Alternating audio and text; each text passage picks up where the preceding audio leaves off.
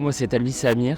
Je suis en deuxième année d'éducateur spécialisé au CFA sanitaire et social, aussi apprenti à l'AMEX de Bonsecours. L'AMEX, c'est une maison d'enfants à caractère social. Donc moi, c'est M. Koulibaly, je suis le maître d'apprentissage de Samir et je suis chef de service. Concernant moi, mes missions sur la maison d'enfants en tant que cadre, c'est d'accompagner des équipes en termes d'objectifs, notamment tout ce qui est le projet individualisé des enfants, dont je suis garant. Mon rôle par rapport à Samir, c'est de l'accompagner à monter en compétences. Monter en compétences dans la prise en charge du quotidien, dans tout ce qui est contenu écrit pour le souci de continuité et dans l'intérêt aussi du projet de l'enfant.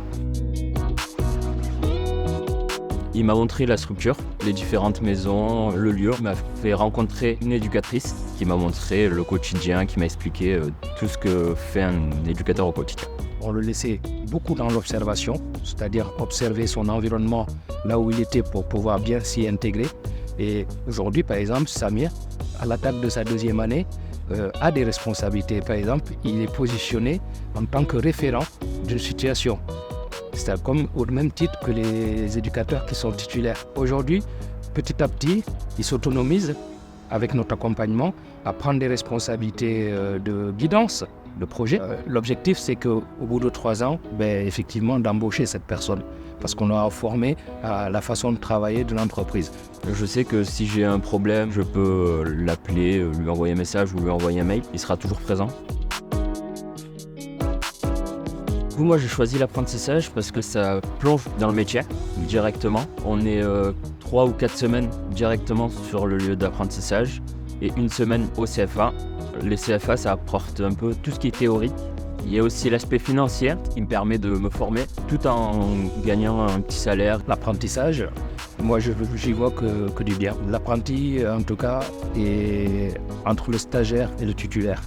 Le stagiaire, c'est quelqu'un qui va être là sur un très court temps et qui n'aura peut-être pas des responsabilités, alors que l'apprenti est considéré comme un employé. Ce qui signe un contrat, il fait partie intégrante d'une équipe. Là, on peut s'appuyer aussi sur lui en tenant compte effectivement du degré où il en est. Ça, c'est le rôle du chef de service, de bien évaluer les compétences développées par son apprenti pour pouvoir lui confier des missions qui correspondent et ne pas le mettre en difficulté.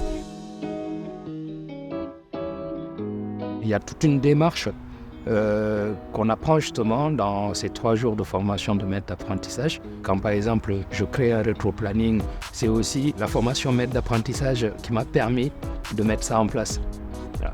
Et je conseillerais à toutes les personnes qui désirent recevoir, en tout cas des apprentis, de passer par cette voie-là. Mais en accompagnant justement un apprenti, j'apprends aussi tous les jours. Ça me permet de me replonger aussi dans tout ce qui est les cours, pédagogie. Ça, c'est vraiment les bénéfices que je peux citer, quoi. Donc la question de la prime et aussi les retours que je peux avoir qui viennent de questionner quelquefois des façons de faire dues à l'expérience et qu'on ne questionne pas en fait. Et justement, en ayant des apprentis, on remet ces choses à plat.